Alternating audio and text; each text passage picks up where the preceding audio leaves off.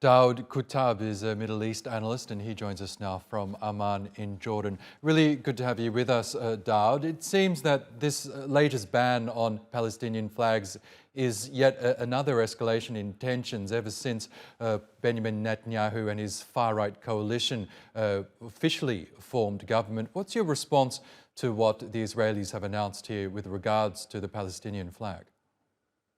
Well, the problem is not the flag. The flag is not illegal according to Israeli law. So the problem is not the flag. The problem is that Israel has a problem with Palestinian nationalism. And until Palestinian nationalism is accepted by Israel, the flag becomes the symbol for which there is a fight over. I think when you accept Palestinian nationalism, you accept the right of Palestinians to a home of their own or to a state of their own, to the right of self-determination. And these are the issues that Israelis don't want. They don't want Palestinians to ever have their own state. They want Palestinians out of the country, and they would like them to be moved, whether voluntarily or involuntarily.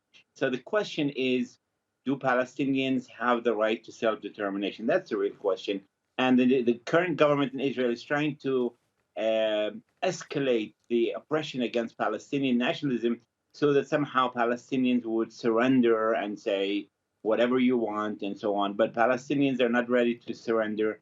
There is 14 million Palestinians and there's 7 million Palestinians in the area between the river and the Jordan. And so unless you can come to terms with Palestinian nationalism, Israel is going to have a hard time resolving this issue.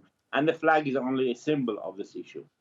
As well as that symbolic gesture that you mentioned, we've seen Israeli authorities revoke the travel permit from the Palestinian foreign minister.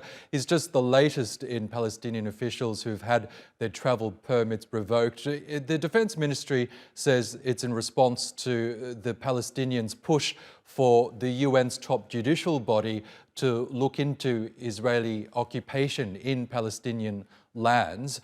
Do you think we can expect more retribution for that decision, that key vote that was held in the General Assembly late last year? It's amazing that the Israelis are so public about their reasoning. The fact that somebody is asking the UN for an opinion is certainly not a reason to punish and to steal. 39 million US dollars have been stolen that are supposed to be earmarked for the Palestinian government are being taken away by force. Palestinian officials' freedom to move quickly on borders is being removed. This is the act of a rude state. It's not the act of a supposedly democratic state. And unfortunately, they are not even making any, they're not shy about the reason. 80 countries voted for the move of the issue of the question to the International Criminal Justice Court. So are they going to punish 80 countries who voted with the Palestinians? This is ridiculous. And I think the international community must not allow this retribution against the Palestinian government for asking a simple question. What is the status of the occupied territories? Are they occupied? Does the Geneva Conventions apply? Or are they Israeli? If they're Israeli, Israel has not annexed the West Bank to Israel. Do the Palestinian people under occupation have a right to vote? Are they citizens of Israel? They're not. So it's unclear what Israel wants to do with the Palestinians, and they're angry that Palestinians are demanding from the UN to just explain what is the status of this prolonged occupation.